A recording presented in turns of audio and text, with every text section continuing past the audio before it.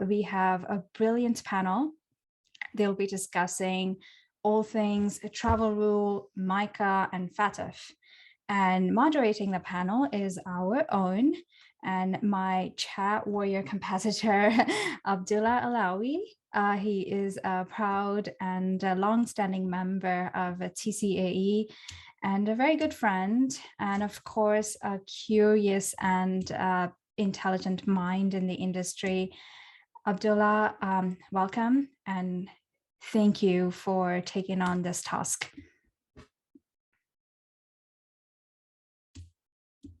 Yes, thank you, Janisha. Hi, everyone.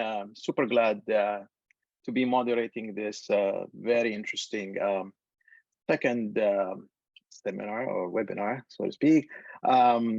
Today, we're going to have a host of very exciting speakers, a lot of experience, a lot of background in the crypto space, compliance space.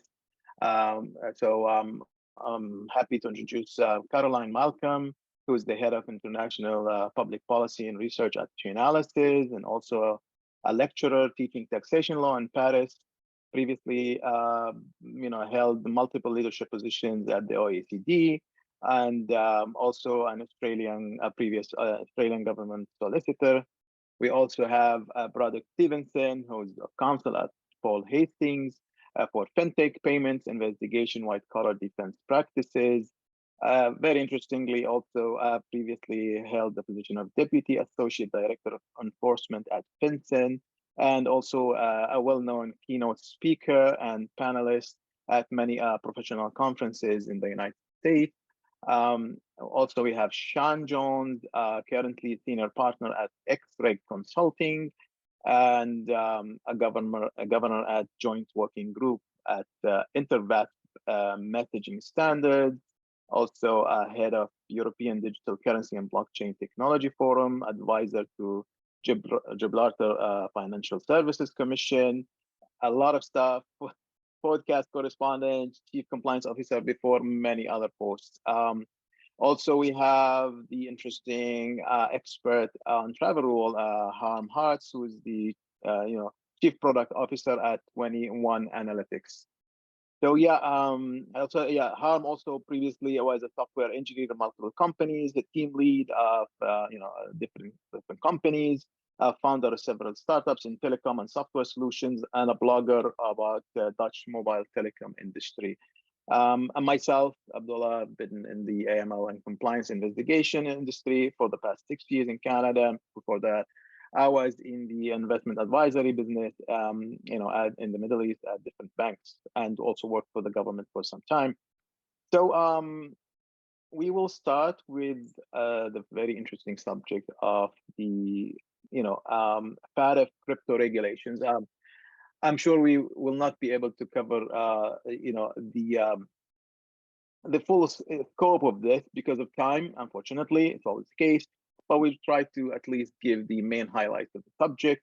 So we're going to cover what are the BAs and BASPs, what are the licensing requirements and unhosted wallets, and DeFi protocols and NFTs, all from the FATF point of view. So to start with the subject, I would like to ask Caroline, to give us sort of a brief introduction on what is the meaning of VAs and VASPs, and from that point also talk about how one can measure the control or sufficient influence over a DeFi protocol according to FATF. Caroline. Thanks very much, Abdullah. It's really great to be here amongst such an excellent panel.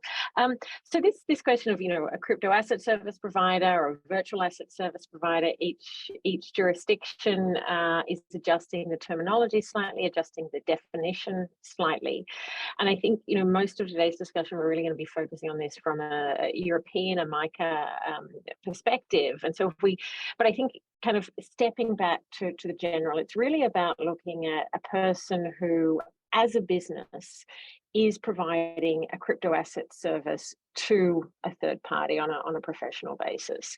Now, what does that actually work? That's a very kind of lawyerly approach, but I think we can, if we think about what that summarizes as, it's really exchanges, brokers, and custodians who are providing those services to third parties. And so they're really the three groups.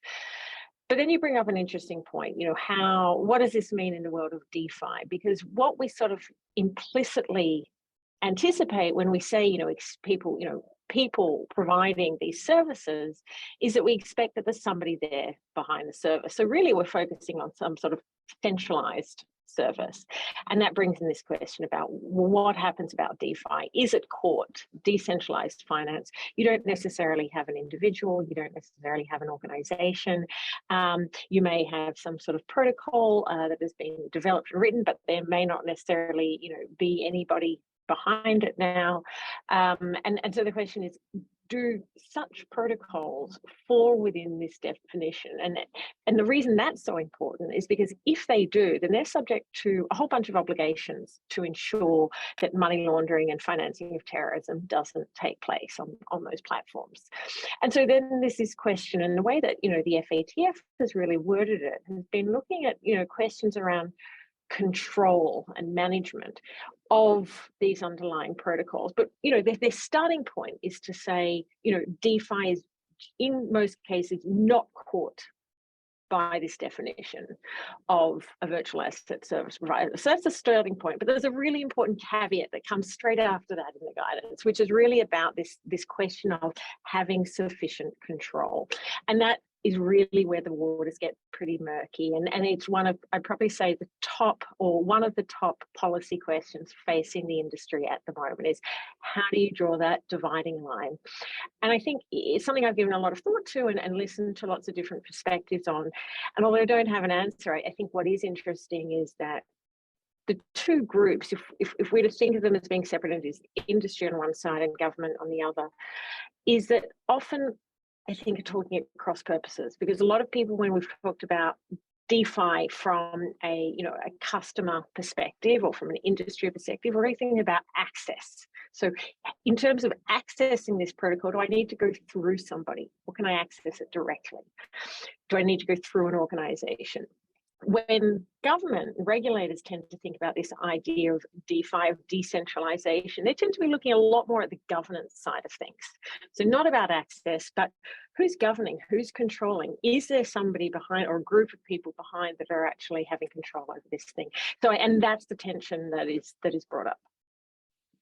That's quite interesting to hear. I mean, the nature of DeFi, as you said, Caroline, on its own, it's decentralized. So, adding that kind of regulatory framework to it, it's sort of, I think it's like we've seen in the discussion earlier today. It's all new to regulators. So I think a lot of work has to be done on the definition of who does what and what kind of product we're dealing with, etc. So great points. Moving to licensing requirements under FATF crypto regulation, that is. Braddock, would you be, able to, shed some light on that, like how FATF is approaching those licensing requirements and what you think of it? Yeah, and so I think FATF has the obligations both regarding licensing and registration for the different types of entities that engage in or provide financial services related to virtual assets. Along with that licensing, there's that expectation of there being strong supervision, the ability to monitor and ensure compliance with, the AML regime within the particular country.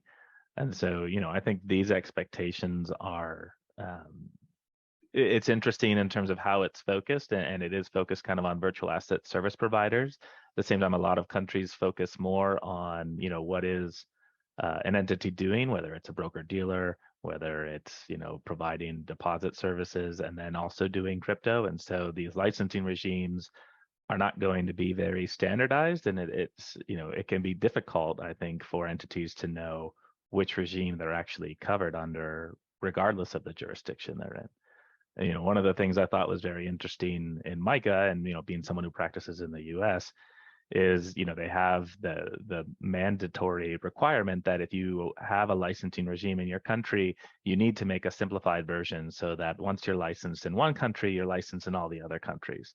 Where in the U.S., you need to go through 50 different states, and there, we don't have that same level of. I mean, there are some processes where I think 35 states sign on to the NMLS process, but with virtual assets, states are continuing to modify their obligations where you might be a money transmitter, but now states like New York has the BIT license. The Model Virtual Currency Act is being implemented in Louisiana, in Rhode Island, partially in North Carolina. So, this is an ever developing aspect of where do you need to be licensing? What license do you need? And in the US, sometimes you need 2 licenses. You need to be both licensed as a virtual asset, and you need to get a license as a money transmitter. And then lastly, you have, your obligations on top of that with the federal registration as well. So, I mean, I think it's. So if I'm yeah. understanding, so what you're trying to say is that licensing requirements are, well, not universally sort of shared across the globe, and even with FATF being like, a global hub for suggested regulation, so to speak, we still might see a lot of discrepancies when it comes to licensing, unfortunately, for digital asset companies and actors, right? Is that Definitely. I mean, I think Caroline Yeah. pointed out as well is that the definitions of what's a VASP is also different in country, it's different in state. Right. And so even if you might have a licensing regime, you might not fall within the definition of one, but you do in the other. A lot of work for lawyers, crypto lawyers, I guess, though. That's a cool thing. It's okay. Yeah, excellent. Harm, how does FATF treat unhosted wallets? This is one of the kind of interesting subjects, unhosted wallets, whether it's under FATF or MiCA or anybody else. What does FATF do with that? How do they approach unhosted wallets? Thanks for having me. Yeah, this is, I think, one of the most underappreciated aspects of FATF or MiCA. FATF actually only recently came out with an additional guidance on how to treat unhosted wallets. They see unhosted wallets as an issue. It is a problem for them since these things are by design private. And what the FATF is doing, they want to control the on and off ramps. The private wallet is an off ramp in that sense. And what they stimulate the VASP to do is to take a risk-based approach. You hear this term all the time, of course, in the industry. And for me, when I hear this, I always translate this in my head as you need to have a good story to your regulator why you do what you do. Do a risk-based approach on your unhosted wallets, and what that then is, that is up to you in principle. What the FATF does, they do say to use chain analytics to get a sense of how risky your transfer to a particular wallet is. This will work with account-based chains like Ethereum, for example. There, everybody reuses the same account time and time again. Chain analytics can reasonably say something about that.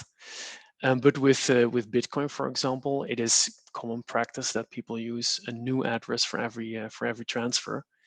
It's going to be pretty hard to trust your chain analytics stuff on that.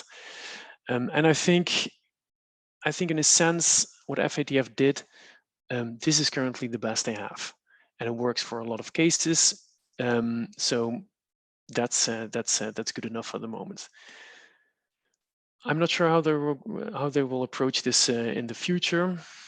The more I could see this, the FATF moving in a direction where they would like discourage the use of private or unhosted wallets more and more, since this is something they can't particularly control.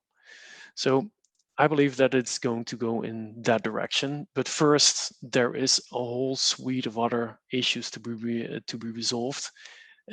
Getting the travel rule to work between VASPs at scale. That's the first thing on their mind. That needs to happen first. Yeah, we're going to move into that shortly. With more details. You will be, talking about it.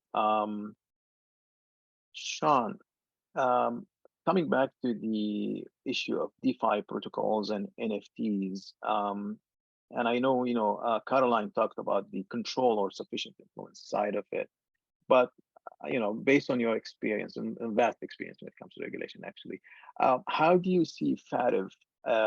Well, first of all, do you think FATF is touching on the DeFi protocol and NFT issue, enough at the moment? And if not, or yes, how do you see FATF dealing or expanding on this issue in the future?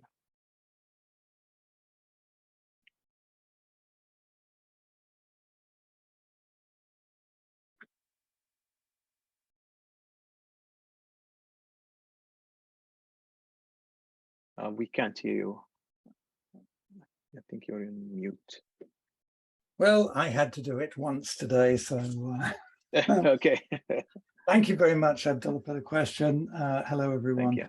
And as some folks may be aware, I used to sit on FATF's policy development group at the time. Virtual assets was added to the standards.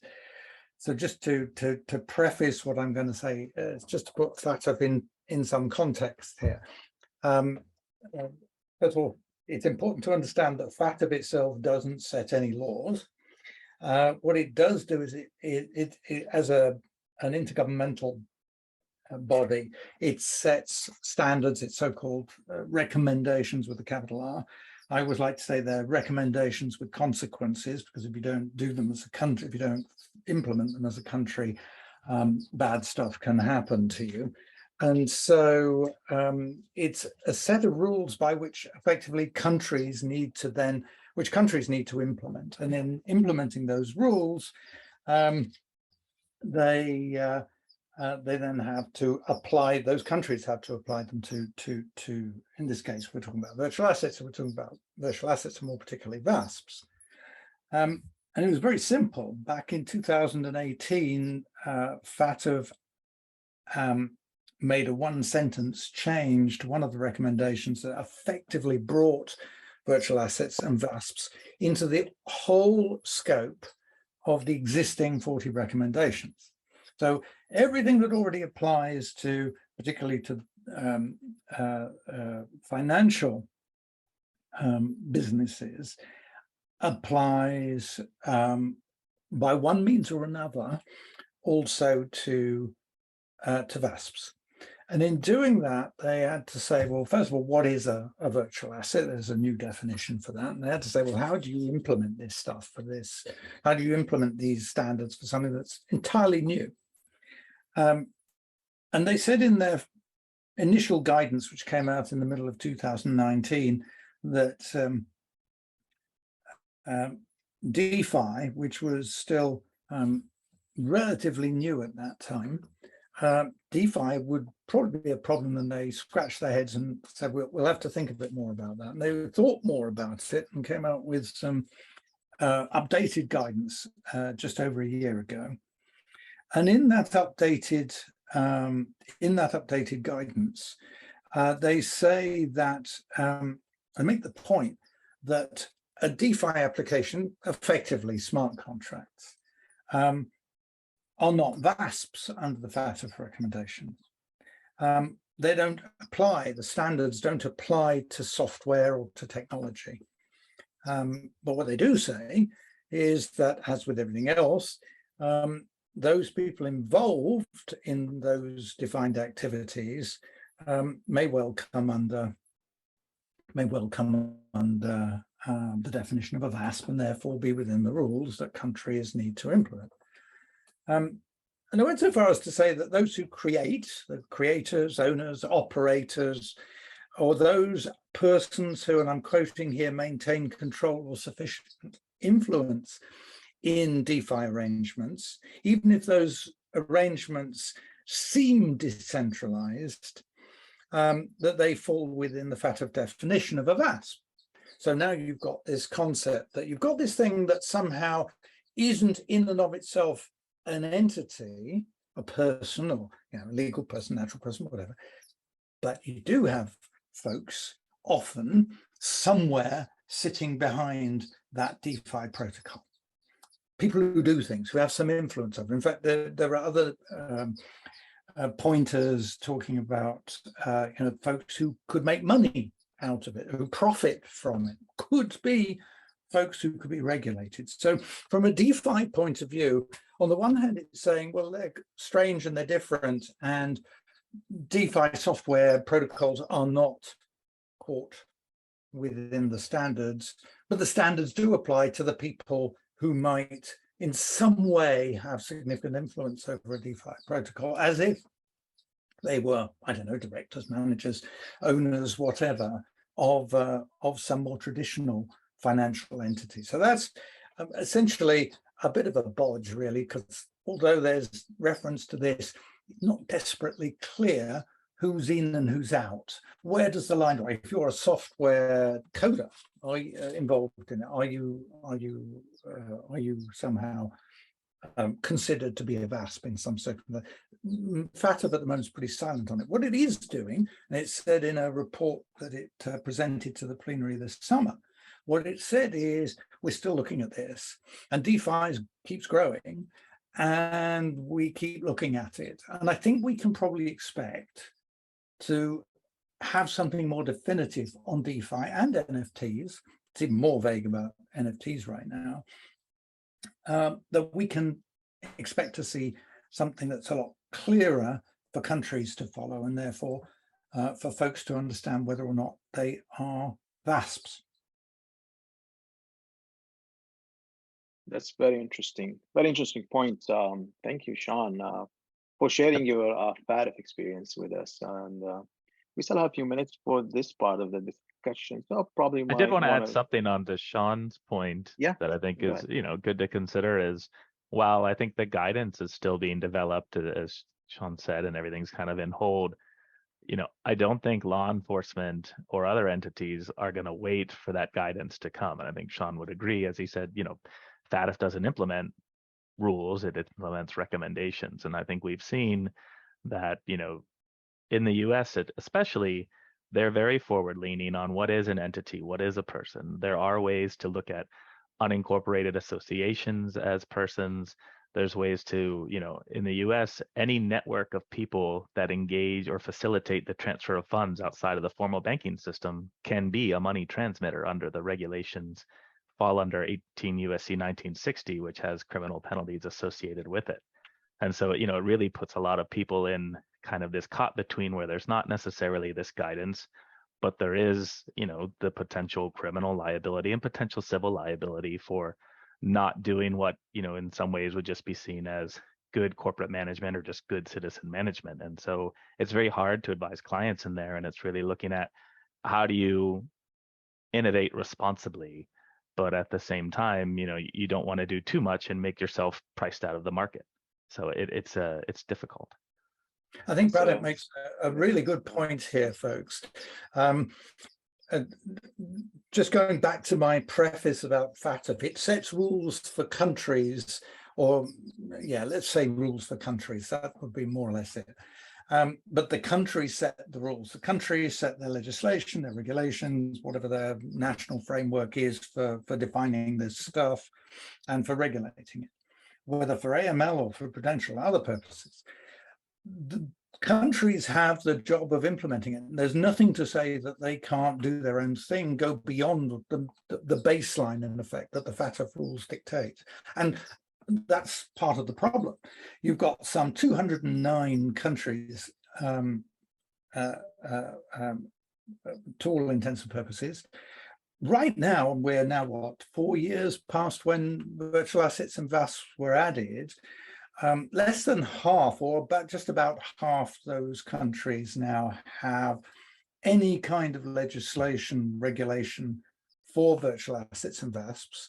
In some cases, they have yet to implement all or parts of it. And in large measure, they've done things differently, slightly differently, in nuanced ways.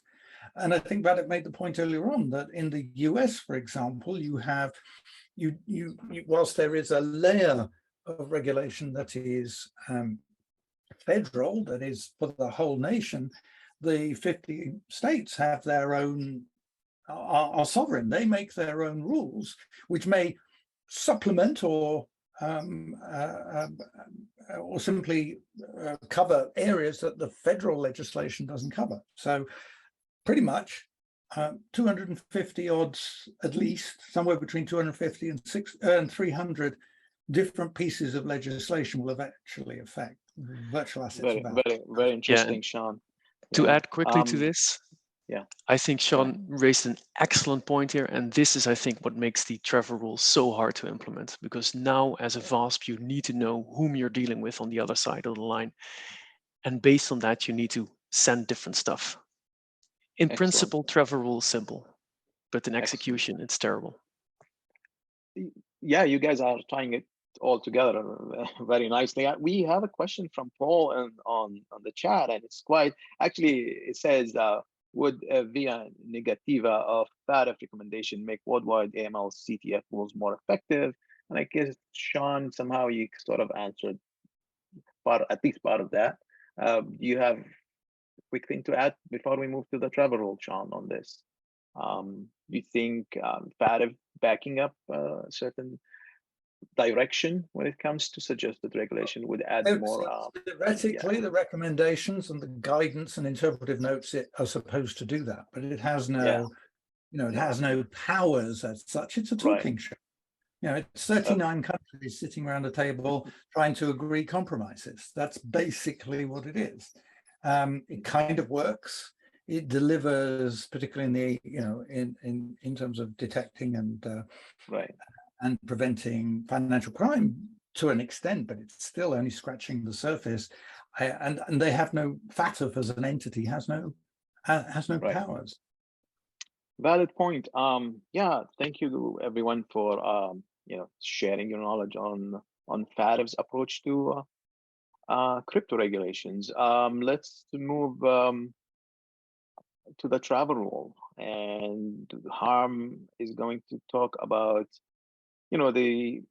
basically how does FATF travel rule or suggested travel rule compares to MiCA's transfer of fund regulation, TFR, talking about monetary thresholds, jurisdiction, verification requirements, required disclosure, and personal wallets. And I have a question for you after that. Once you're done with that, Harm. Yeah, sure. And yeah, so floor is yours. All right, good. So the good news first. I think MiCA follows the FATF recommendations pretty closely. As Sean just now rightfully pointed out, we see a lot of jurisdictions in the world interpreting the recommendation of FATF in a different way. For example, Singapore is very strict. They want a lot of information from you. MiCA stays pretty close to the original recommendation. What MiCA stipulates is that if you do a VASP to VASP transfer, you'll always need to do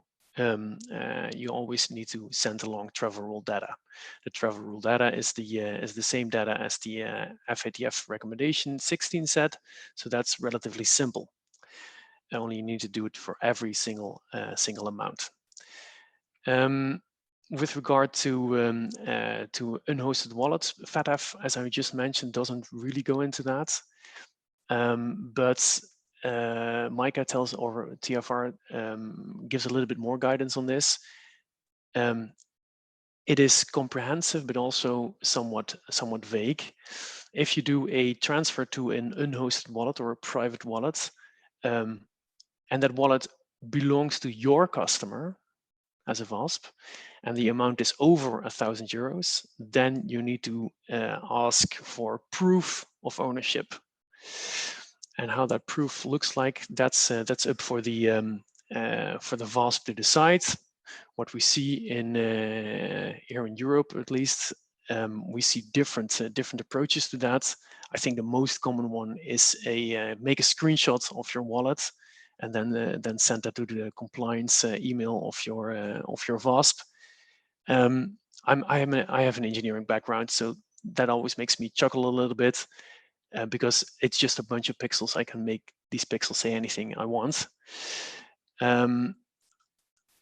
So we see interest from the regulator to bolster that a little bit, to come up with something better. There is something called AOPP, address ownership proof. You can use that, but this is an implementation you can choose. What I thought was more interesting in the MiCA regulation is that you, as a European VASP, you will need to vet your counterparties. That means your business partners, your other VASPs. And I think we create software for VASP to implement this stuff, and the devil really is in the details. You need to vet that your counterparty is actually GDPR compliant, or not even GDPR compliant. They treat the PII data you're going to send them, that they treat this data well. That means that for every single one of your counterparties, you need to whitelist them. Oftentimes, I have conversations with VASP, and this strikes them as rather annoying, because this is a lot of work. You need to now determine to which entity you're sending that to, what data protection laws there are in place, are they registered or are they not, or stuff like that. You need to be able to tell your regulator when they come around why you did what you did.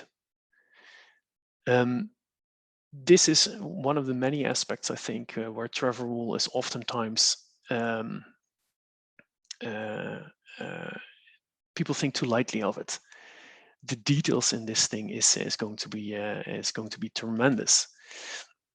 There is some light here. There are some positive notes. If your counterparty is a European VASP, then you can assume that they fall under GDPR and are correctly regulated. So that means that MiCA will create a single market for all these VASPs, and they don't need to do the know your VASP type of due diligence on the counterparty. So that's a good thing. But if you're sending coins to Binance, we see a lot of customers doing that. Well, tell us what Binance is going to do with this PII data, and let's not mince words here. The PII data, which is going to be collected from your customer, is highly toxic in a sense. This is transaction information: how much, where, when, who. You need to be very careful to whom you're going to send this information. You need to be very careful how you store this information. Another detail people oftentimes forget.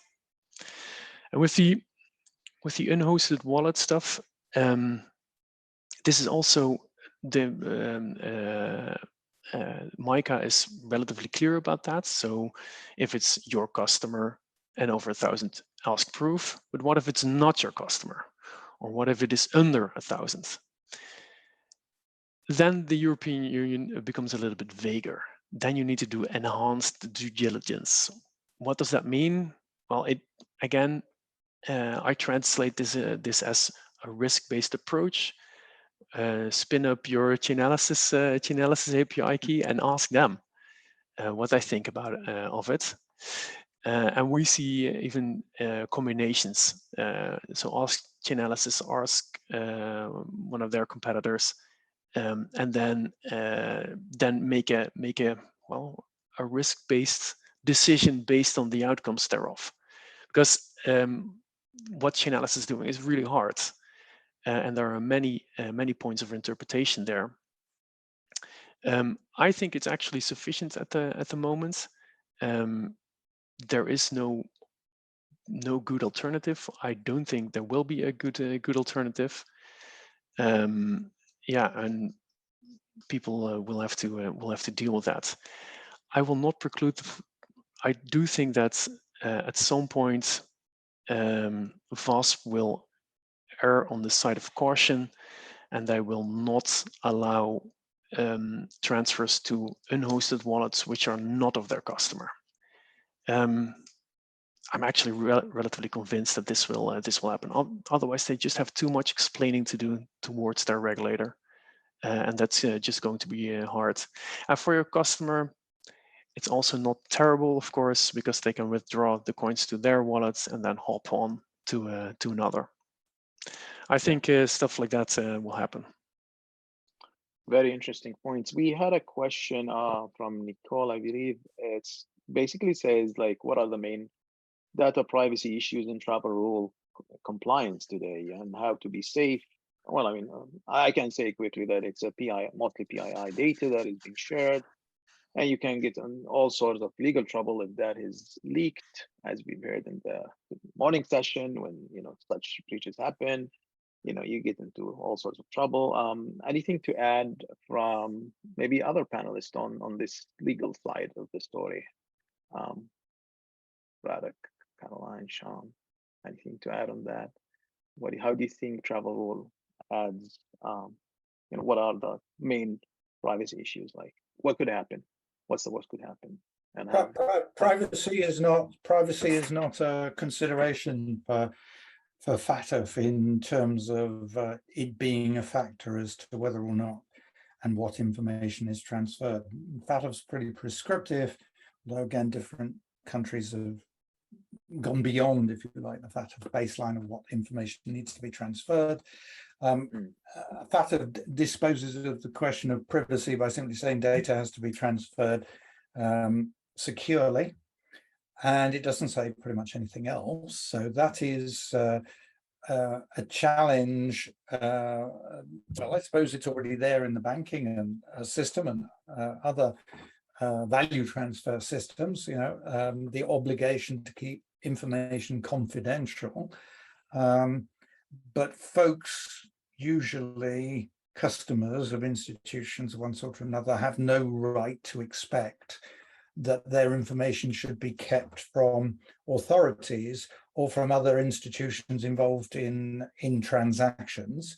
And so if the law of a country is that you will transfer the information X, Y, and Z to, if you're an originating VASP, say to a beneficiary VASP, you have a legal obligation to do so. You hope that information is going to be kept securely, but there's nothing as far as FATF is concerned, and usually nothing as far as any of the implementations of the travel rule is concerned, that goes beyond more general legal principles about confidentiality and use of data. Right. Yeah, I agree. I can add that all of the protocols which are currently being developed to support this are very conscious about the transmission of data, making sure that data is secure. But the storage of the data is also something not to smirk at. This is hard. You're basically with this regulation, you create a huge honeypot of PII data, and that needs to be secured real well. Very good point. Very good point.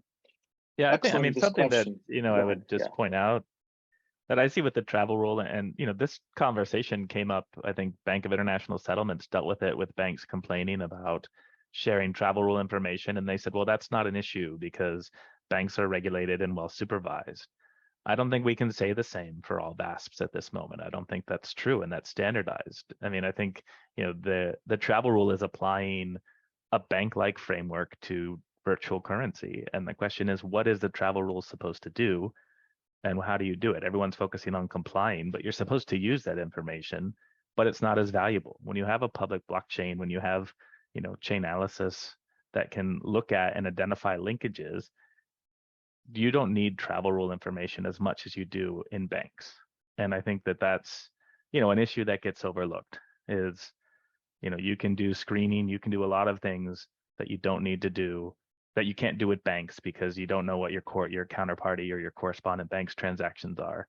But on a public blockchain, you can, and you do. And so it's interesting how much people focus on compliance, but then not focus on how do we use the data that we actually get. That's actually a good point, Braddock. Thanks for bringing this up. Caroline, I'm interested to hear your take on what are the risks with the travel rule, on how your company is actually providing sort of an approach or a solution to, or just observations, how to kind of apply the travel rule in a safe way and a seamless way. What do you think? Yeah, so look, the work we do is we work with some partners on travel rule solutions. We ourselves are focused at, in fact, and it's very interesting in the context of this question of, compliance with GDPR and compliance with the travel rule at the same time. And I guess I'd probably say, I don't think it's that the FATF disregards the importance of privacy, but I think they put them on an equal footing. They say you have to meet A and you have to meet B. These are not things you can choose between.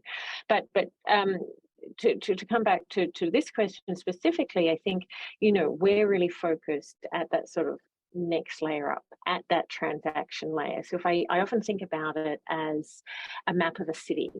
And so when we talk about, blockchain being public, it's often the question, well, but why do I need, kind of blockchain analytics if blockchain is public? Why do I need, analytics on top of that? And it's a bit like having that map of the city, showing all the streets, showing all the buildings, but there's no names of the streets, there's no names on the buildings.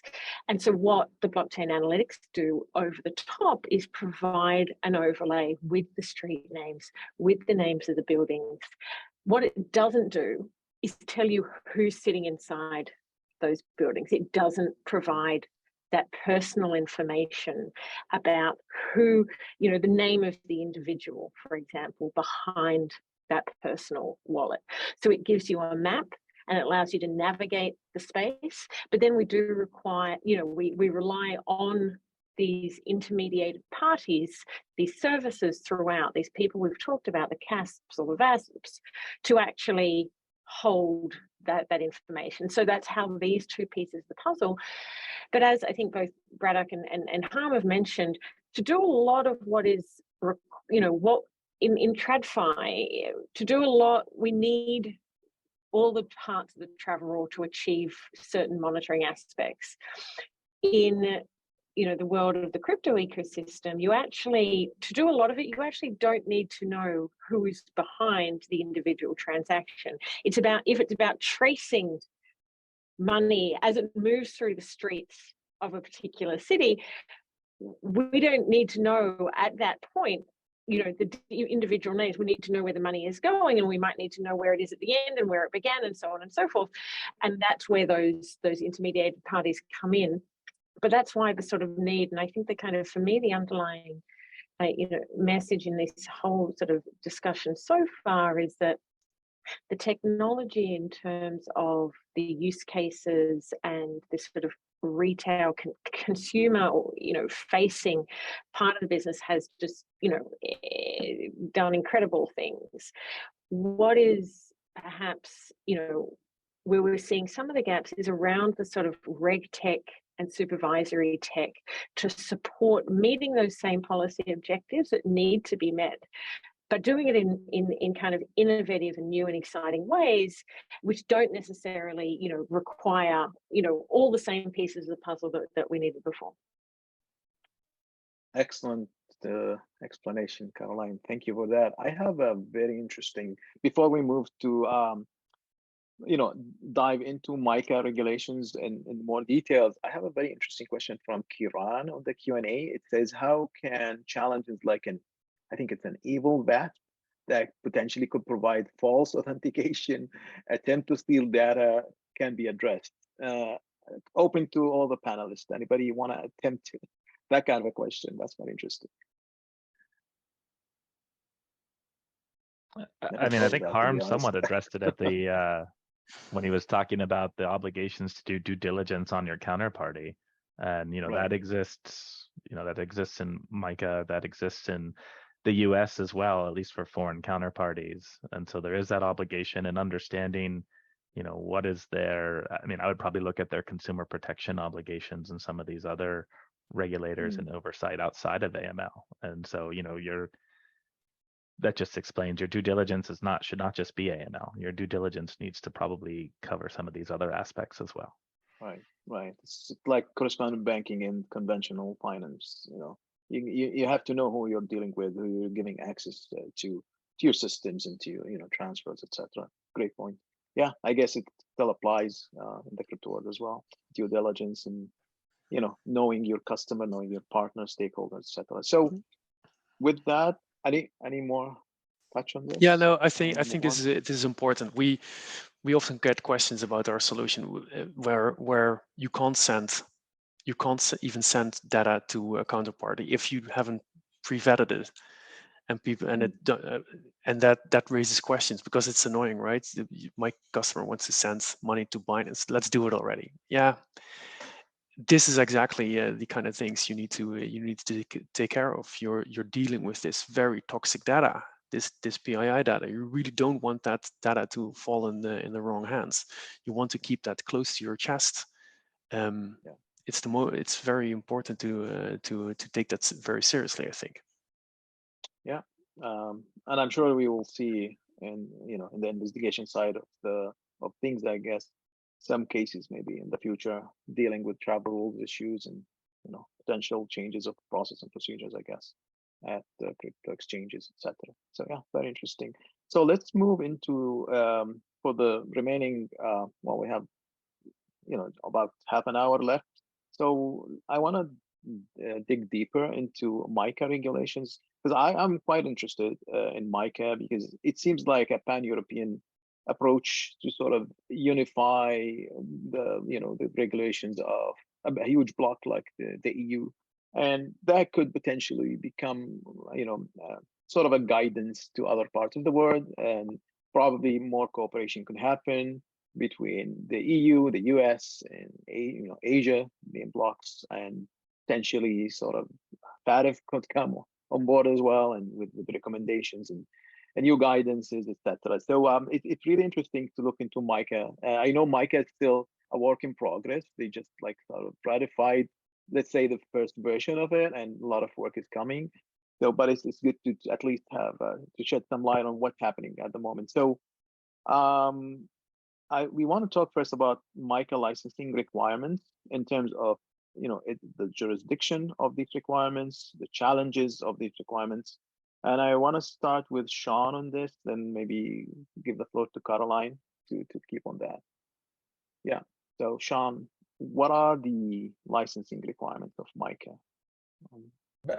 Before I talk specifically about the licensing requirements, let me do another bit of scene setting. So MiCA is the markets in crypto assets regulation. One thing that distinguishes a regulation within the European Union is that it applies across the whole of the European Union. So that applies to 27 EU member states, directly applies to those member states, and also to 3 additional EEA, European Economic Area, countries that are not directly member states. The distinction or the comparison one might have is with something like MiFID, which was the Markets in Financial Instruments Directive. This is the piece of, broadly speaking, it's the piece of securities legislation that applies throughout the whole of the European Union. But as a directive, it doesn't directly apply. It's a baseline for the member states to interpret into their own or implement into their own laws. There are real consequences for countries that don't implement, but countries have to implement, those member states have to implement to at least that baseline, and they can do more, and they can interpret things slightly differently. And that's the scenario we have in securities in the European Union. The crypto asset piece is directly a regulation. So there's now no need for individual member states to do anything. When this thing actually becomes law, and that's unlikely to be much before the end of 2024, could even feasibly dribble into 2025, but my guess at the moment is 2024 for most of it. Some of it comes in a little earlier. When it applies, it will apply everywhere. And it creates a 2-tier system for licensing.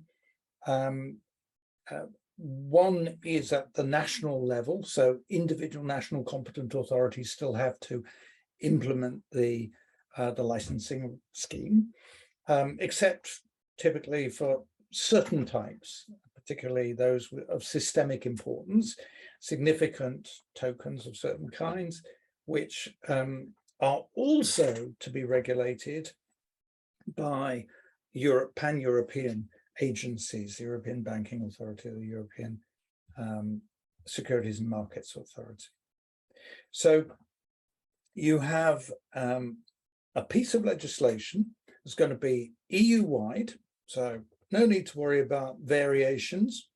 Will every national competent authority interpret every aspect of it in the same way when it comes to, say, enforcement or whatever? We don't know. My guess is probably there will be some nuances.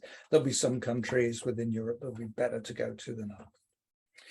MiCA deals with two different topics. So it's a piece of prudential legislation, and it deals in part with issuers, so issuance regimes, and it distinguishes between utility tokens, asset reference tokens, e-money tokens, the latter being one single currency stable coins. And it deals with each type separately. So there are different rules for each of them. There are some common elements, but essentially it's got three quite distinct parts to it. And then it also has an intermediary part. So the licensing of crypto asset service providers, that's another piece. But we have effectively the approval of issuances of certain types, certainly asset reference and e-money tokens on the one hand. And we have, so you might think of that in terms of, well, minimum things that an issuer has to do according to which type it is. Including in all cases something a bit like a prospectus in the traditional world. So those are the set of filing requirements, set of minimum criteria. And as you can imagine, for stable coins, we'll probably talk about that later if we have time. Yeah. For stable coins, they're very onerous. For other kinds, a little less so, and so on and so forth. And then we have sorry. Yeah, go ahead. I was only going to say, then we have the intermediary part, and that deals with licensing of intermediaries.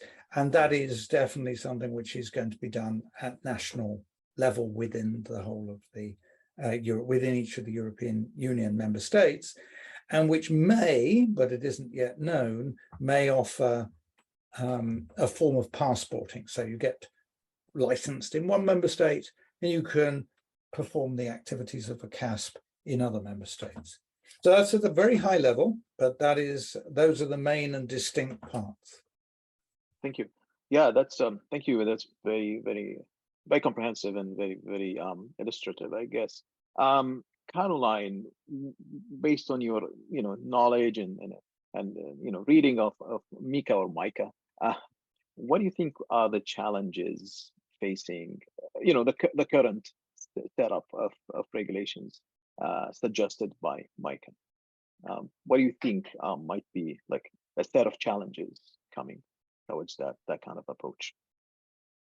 Yeah, look, I think there's going to be, I guess, a couple of different things. I probably think one of the main ones, just touching on that last thing that Siân has mentioned, which I think she did a great job of kind of explaining across these different areas what MiCA does comprehensively. And it's this last part around passporting, which I think is going to be a challenge. I think because it's always it's the challenge of implementation and the challenge of consistency. Often and we've seen that at the sort of very sort of international to national, as we've gone from the FATF standard down to what countries are doing in practice. We've seen that we already have divergence in moving from that standard to the national level. As we think about now, it's slightly different here because as Siân has mentioned, we're not going to countries as a regulation, countries don't have to do anything to actually implement it individually, but they still have to carry it out. So each of these points around licensing, for example, is going to require a judgment. does a particular applicant meet requirement X, or do they meet requirement Y? So I think what's going to be really interesting is thinking about, from an EU level, how do you maintain across all these different agencies who are going to be able to issue licenses, and there will be passporting that will allow those different participants to operate in other countries? How do you ensure that they're maintaining a consistent approach in how they actually apply these rules in practice? Because otherwise you risk ending up a situation where, although the rules are technically the same, if someone is approaching them in a much more lenient way, we might suddenly find a whole lot of service providers being registered in one particular jurisdiction because for some reason people think it's more favorable to get, or it's easier to get your license there. And that's going to be a real issue as we think about sort of implementation from the government perspective, as they think about, like, there's going to be the challenge of all these new requirements from an industry perspective that Sean mentioned, but there's also a challenge for government about how you achieve that consistency and aligning their incentives so that we do have that consistency going forward. Very interesting. Yeah. I agree with that. I mean, if I may briefly add to that, I believe that the EU is very much aware of this issue, because this is a real issue. You're still in the same jurisdiction, but you go shopping anyway. I think, and if memory serves, the EU is aware of this issue, and I believe that they're in the process of forming an organization like EBA to address this. So everybody can defer there. And then you have uniform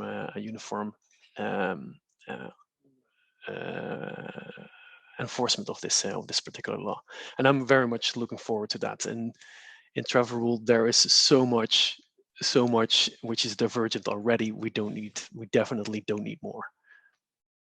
Interesting point. Yeah, thank you for sharing that. If I may, just add one little point, because I appreciate this audience is probably mainly concerned with AML CFT matters, but not necessarily exclusively. I think it's a point someone raised in the chat earlier. The MiCA is specifically a prudential and issuance regime. It's nothing to do with AML. There were attempts to bring AML aspects into it. But in parallel with this MiCA regime, I say in parallel as in similar time frame, and to a large extent further advanced, is a quite separate package, AML package. So most folks have heard in Europe there's this thing called AMLD4 and AMLD5. That's going to be replaced by a new anti-money laundering directive, number 6. It's going to be in large measure replaced by a EU-wide anti-money laundering regulation that's going to try and regularize or normalize, I should say, AML regulation of a number of things, but particularly amongst others, crypto, across the whole of Europe, according to one set of rules. And then the creation of a separate anti-money laundering agency, so another agency that is will be a pan-European agency to standardize implementation and also take direct control of those of significant size and influence under its own wing. The great simplification, a huge package of legislation on top of the MiCA stuff, but they need to be seen as separate, but happening in similar timeframes. Excellent. Thank you, Sean, for that. Yeah, it's very important to distinguish between MiCA and 6AMLD, and then the approaches. We're talking about crypto regulation here and anti-money laundering CFT regulation here. Very good point. We have 15 minutes left. I'm embedding the questions within the discussion, so to keep things in the flow. But we really need to talk about the stable coins part of MiCA. And Braddock, please share your ideas on how MiCA is approaching stable coins. I know you have a lot of interest on how the US is also approaching stablecoins. So if you can draw a comparison there, like, what's happening with MiCA, with basically Europe approach to stablecoin, and how is the US handling it, and, pros and cons on each side of the aisle. Yeah. Of course. And I think, in stablecoin regulation and even with MiCA, I think there's still a lot to actually be pinned down. And this is something that, Sean had pointed out previously when we were discussing prior to this presentation. And I think, some aspects of stablecoin regulation that really stand out is, the one-for-one backing, some of these expectations, and what seems to be kind of driving towards, I would say, a more bank type regulation, bank type supervision as it relates to stablecoins. And I think, that's very interesting approach. I think one of the things, and, this is even, I think some of this follows recommendations from Wolfsburg about how banks should be treating stablecoin assets. And so there's this push for, at least in the US, there's been talks at the Treasury level. I don't think the executive order went that far, but about, FDIC bank regulation for stablecoins as well.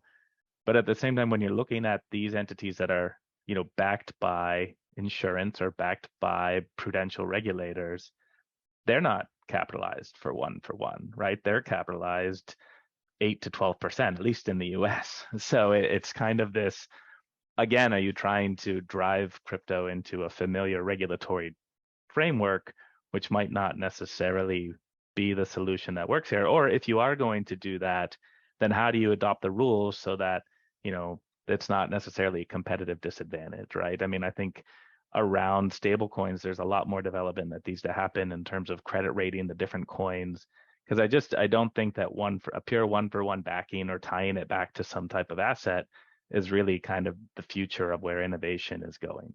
And so some of that, we saw with some of the stable coins where the risk is the bottom of the market can drop out. And there are ways you can address that in terms of looking at, if individual parties, related wallets, et cetera, hold a certain percentage or, own a certain percentage, that's going to lower the rating or lower the ability of how much you should own in that stable coin. So I just think there's so much that they need to do if they are going to go towards a bank type regulation for stable coins around the fringes, that there's a lot more work that both in the US and MiCA needs to do there before they can really move it forward. Okay, excellent point. Just one thing I want to add here. Do you think the regulators should actually interfere with the mechanics of a stablecoin? Whether it should be like fiat backed or algorithmic backed, etc. Is that something that they need to go into that kind of detail, and based on the Luna examples we've seen with and things like that? What do you think? What's your take on it, as from a legal point of view, so to speak? Yeah, I think the best way for regulators to handle those types of situations is more going back to the risk-based and just identifying, you need to have either more backing, more security around a stable coin that is developed in one method versus another method. I don't think they should whitelist or blacklist particular stable coins, but instead, put it on the institutions to have a reasonable evaluation of each stable coin that's on their books, and highlight characteristics that may or may not be more risky in terms of stability, in terms of programming, or related to potential fraud or control. Yeah. Okay, I agree. Okay, interesting points. MiCA also touches on environmental disclosures, and this is quite an interesting approach, because I haven't seen much talk about environment when it comes to regulation, to be honest. And so this is one of those kind of pioneering approaches towards adding that environmental impact or side of story to the crypto regulation arena. So Caroline, what's your interpretation, or what's your stand on MiCA's environmental disclosure requirements? What do you think? Yes, well, it's a very timely day to be having this discussion, given the merge has taken place, which will obviously have a big impact on the overall sort of environmental profile of the industry. I think there's also a lot of other things going on in the industry, which will improve for the positive the overall environmental impact. But you're absolutely right to highlight that this is very much a first in this space. MiCA in general is certainly one of the most comprehensive for one of the largest jurisdictions, and a very key jurisdiction if we look at volumes of crypto transactions. Europe in general, Western Europe in particular, is very, very active when it comes to crypto assets. So to have this piece of legislation introduced in this region is really important. And one of those components, which is really, as far as I know, and I'll let the other experts on the board correct me, but the first to really include environmental disclosures when it comes to crypto assets in terms of a comprehensive piece. We've seen some individual things relating to mining in some jurisdictions, for example, but in terms of looking generally at the ecosystem, this is the first of its kind. And this is something which has been very up for discussion throughout the development of MiCA. It was in, it was out, it was in, there was a ban on proof of work, and finally we're somewhere in between. And we're probably somewhere which, until very late in the day, this was an issue that was going to be kicked down the road for consideration under the revision of the EU's taxonomy for sustainable finance, which is up for review next year. As it seems to have ended up, and we are still talking about something in draft form, but as we currently understand it, there will be some environmental disclosure requirements which will focus both on environment and climate specifically. And within that, we don't have a huge amount of detail yet, but I think we can look to see what has happened in the sustainable finance regulation at the EU level to give us some idea about what are the sort of objectives that they might be looking to achieve with these disclosures, and there's sort of 6 key objectives there that they look at around things like mitigation and adaptation to this transition to a greener economy. The other thing I think is important to note is that these are obligations which are going to be both on issuers in terms of those disclosure requirements, but also on the CASP. So whether you're an exchange, a custodian, a broker, about providing this information. And that's going to really be a big step up, I think, and questions around standardization, let alone how you've got to measure these things, which is extremely difficult to do. And then you have to get everybody moving in the same direction in terms of having a standard approach to these issues. So it's not going to be without its challenges. There's going to be a lot of devil in the detail. And it is something very, very unique, but I think it is going to sort of be world changing, because even though it'll only apply, within MiCA's jurisdiction, it's going to have a global impact. Thank you for that. Yeah, I agree with you. I mean, it's quite pioneering, and we still have 5 minutes. That's good. I've seen a question early on, like why minors are not included in those, whether it's probably FATF or MiCA. Like minors are not getting that much attention in when it comes to crypto regulations. Anybody want to step up and talk about that part? Well, I think minors in a sense are more or less the same as unhosted wallets, right? The money doesn't go from one entity or person to another, and that is what I think you need to keep in mind, the goal of this regulation. So what the goal of this thing is that they can track the money, they can track the financial investigation through on-chain, but also off-chain via these travel rule messages. And with miners, that's just not very much of an issue. These in Bitcoin, there's the block reward. You get the block reward. It appears out of thin air in a sense. And that's where the trail starts. So there is no intermediate step there you need to take care of. Of course, if the miner moves their money to a VASP, they probably need to show that the cold wallet they're using or the wallet they're using, they are under control for this. But since these are mostly professional entities, I expect that to be easier. In a sense, right? They have a business relationship with a CASP or a VASP, an account manager. They can pick up the phone stuff like this. So I think that's why travel rule particularly doesn't really care about the about minors. But I'm curious what the other panelists think about that. I'm going to say something that may not make me terribly popular in some quarters. I hope there are no actual regulators on this call. But having been one, I feel entitled to say this in a hugely self-deprecating way. But I mean, largely policymakers and regulators, particularly policymakers, don't generally have a great deal of imagination. And when we do, we generally don't get rewarded for using it. It's a career-busting approach to do something novel and new. And so when something novel comes along like Bitcoin and crypto, we kind of spend as long as we possibly can shuffling our feet and head buried in the sand and looking the other way and grumbling a few platitudes, but not actually doing very much. And then when we're forced to do something, we run for safety and we go to the stuff which we know, like banking and existing forms of money transmission. And we say, well, we're technologically neutral and we believe in a level playing field. So that means we do everything exactly the same. Well, I will argue that probably shouldn't be so, but that is an interpretation. And so we craft rules around everything else. So why aren't minors in here? Well, it's very simple. Minors don't actually move the value as it in the sense that it passes through their hands.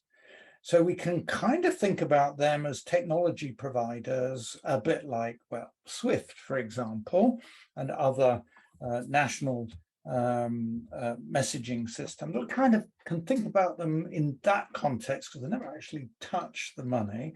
And so well, that's one thing we don't have to think too much about. Of course, you could argue that that's a good thing. At least they've left mining and validation alone. On the other hand, you could argue that approach is a bad thing because it means there are a lot of other rules that really ought not to be entirely mirrored around what's done in traditional finance, the travel rule as a kind of mirror of the wire transfer rules. And so there are pros and cons. There you go. I've said my controversial thing.